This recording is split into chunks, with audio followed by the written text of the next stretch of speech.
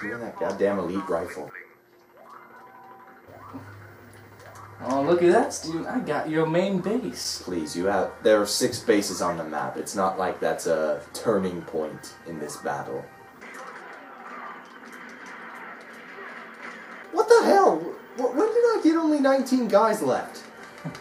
Well, you are versing me, Steven. Shut up! Well, I have like 90 guys. Shut up! Oh, look who's on the run now, Tyler.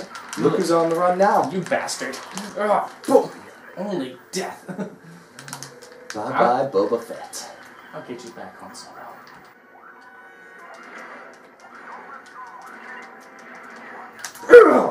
Told you I'll get you. You know, I wish they had that alarm noise that they have in our games, because you only have 15 seconds left until you lose. What the? Oh crap, only 15 seconds. Come on, man. Hurry, hurry, hurry, hurry, hurry. Here, get there. Now. Okay, there we go. 10 seconds. 5, 4, no, no, no.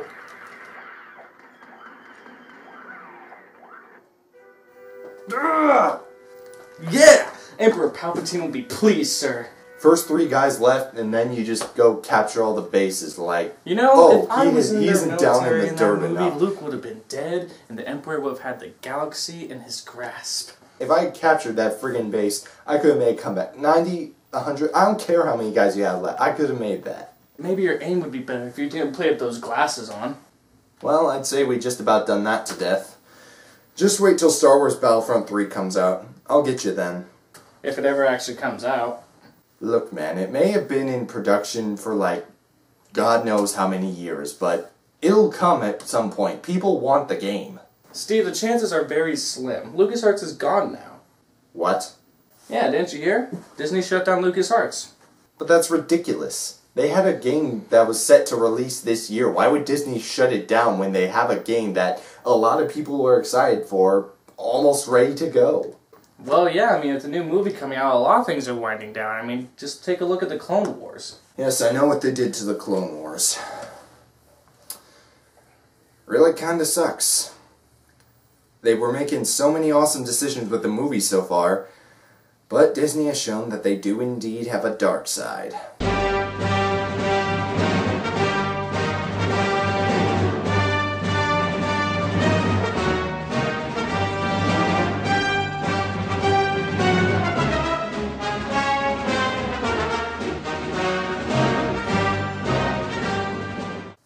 Hi there, it's Steven, or Detective Steve, or Johnny O, whichever name you prefer to know me as.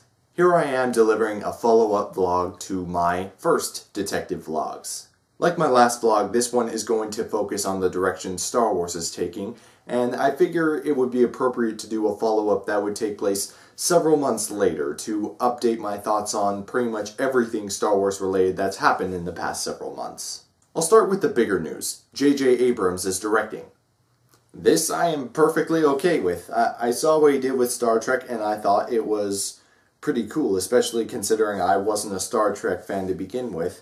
He created a movie that new fans could come into, not needing to know the backstory about the other films, and just enjoy a really cool sci-fi movie with these pretty cool characters. Not necessarily saying he's going to do the same for Star Wars Episode 7, but more important than anything, Abrams is a geek who really respects nerd culture, and as such, I think he'll do his best not to goof this up.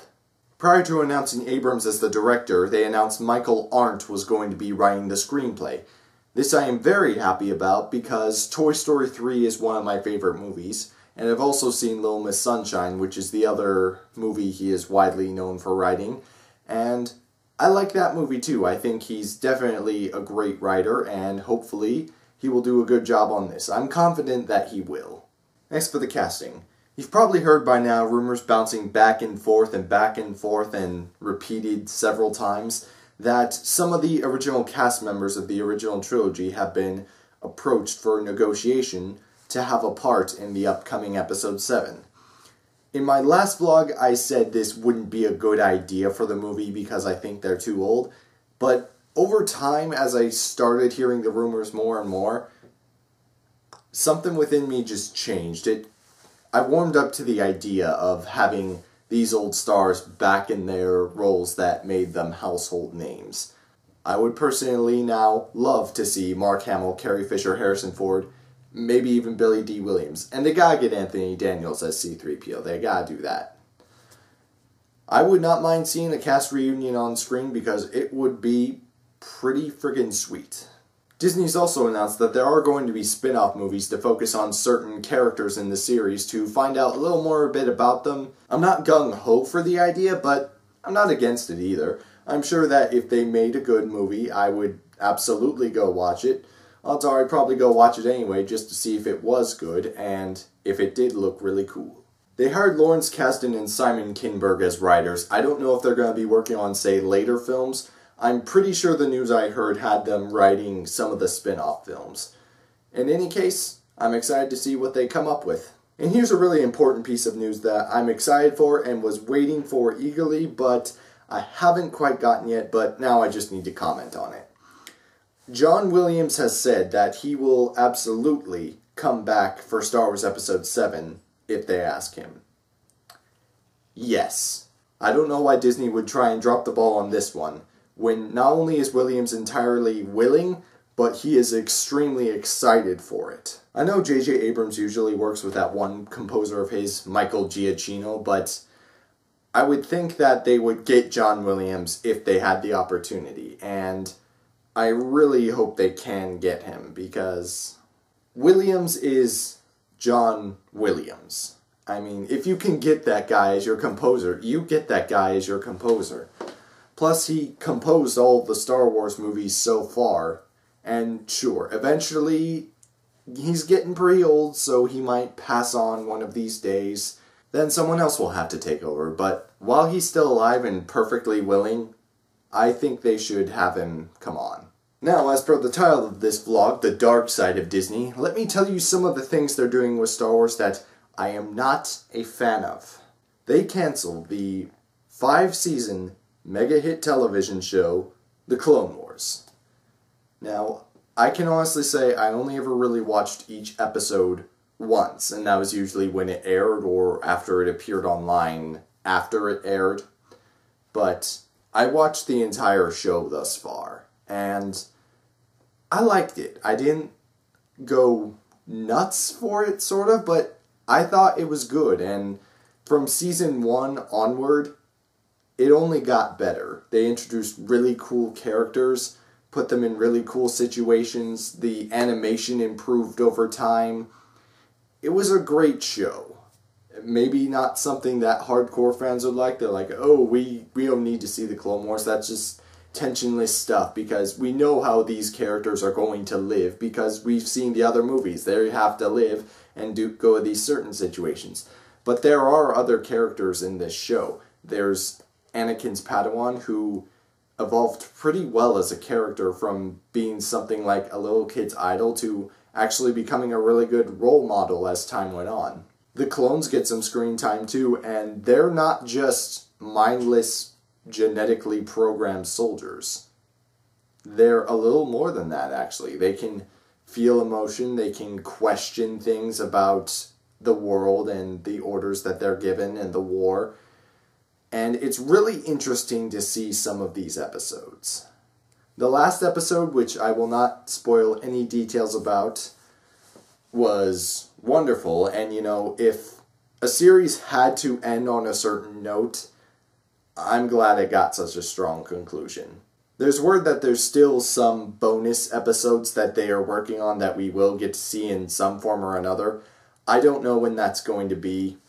I just really wish that Disney didn't cancel it, because it was not just kid stuff. They had some dark, intriguing storylines, they created some really cool characters, and one thing I gotta mention, Matt Lanter is Anakin Skywalker. People complain that Anakin is kind of whiny and a little ridiculous at sometimes. I think if Matt Lanter had played Anakin Skywalker, even though he couldn't have entirely saved the terrible dialogue written by George Lucas in Episode 3 that Anakin had to say, I think the general character would have been preferable than the one we got in Episode 3. I also hear there's another animated project in the works, and I hope that one's good too, but I really was hoping Clone Wars would be allowed to go to its fullest extent. And probably the most recent news as of recording this vlog, LucasArts, the video game company for Star Wars, has shut down. This I have mixed feelings about. Here's my biggest qualm with it. Star Wars 1313 and Battlefront 3. I know that they were trying to get Battlefront 3 out for the past several years, and I was quite disappointed that we did not get it, and I'm still holding on to a little hope that we might, but not too much.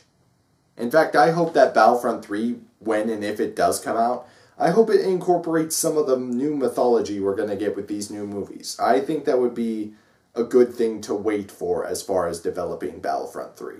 Star Wars 1313, which also recently revealed, was going to be about Boba Fett as a bounty hunter type game. The footage that we had been shown for it thus far before LucasArts was shut down was really quite something. I thought it looked really good. And it was slated to come out this year, so there's more salt in an open wound for you. They have said they're trying to outsource some developer to finish the game, and I hope they do, because I wouldn't mind playing this. I've heard the offices at LucasArts, management-wise, haven't been making very good decisions recently because of the constant changes in staff, and this is evidenced by Star Wars The Force Unleashed 2. Its producer even left during development of the game, so I think that was a sign that they were in trouble. It had a lackluster story, was only about 5 hours long, and just not a very good sequel at all. And then, of course, you have that blasted Star Wars Kinect.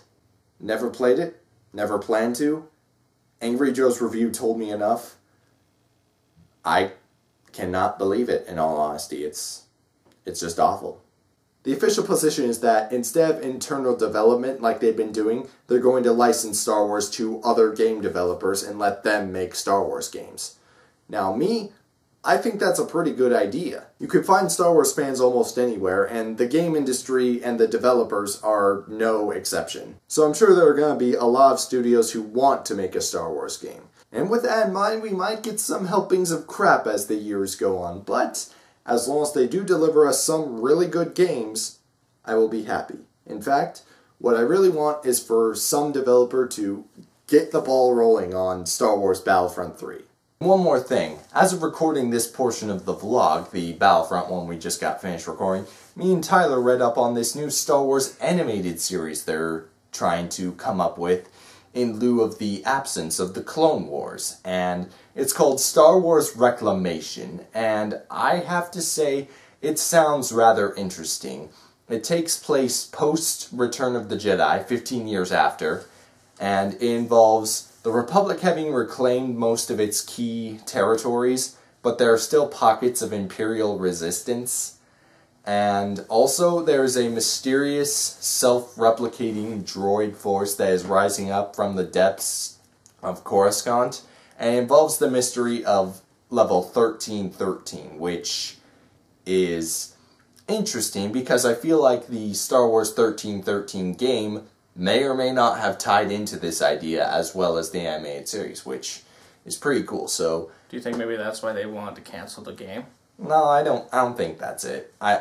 If they had something that sort of informed the material, I don't think they would have canceled it for that reason. But in all honesty, it seems like a pretty solid idea. It has a new Jedi and his master. It has this old Imperial officer who is the president of the Imperialist Union. Yeah. And Mon Mothma is Supreme Chancellor, and Leia is the Vice Chair. Wait, who? The Supreme Chancellor? Mon Mothma. You know, the lady from episode 6. Oh, her, yes. The one who said many Bothans died to bring us this information. Yes. Except we hate Bothans. Yeah. Star Wars and Battlefront 2, we hate them. Yeah, they kill so effectively, and we just hate it. Yeah.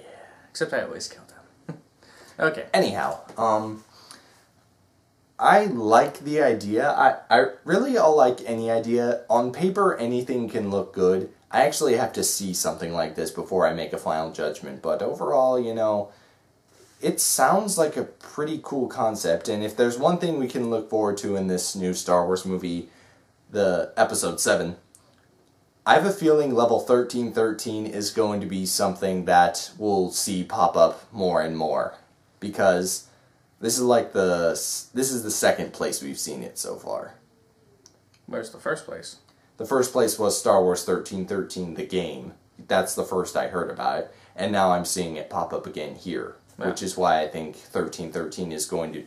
And the series synopsis, the script pages of the explanation of the series, it says something about unraveling the mystery of level 1313, so... Shouldn't we tell them about that one mysterious character or something? Oh yes, there's a mysterious character called the Shade. He is seen leading armies on both sides of the war, and he is armed with naught but a lightsaber and an astromech droid. Stay tuned. Well, that's all I've got to say for now.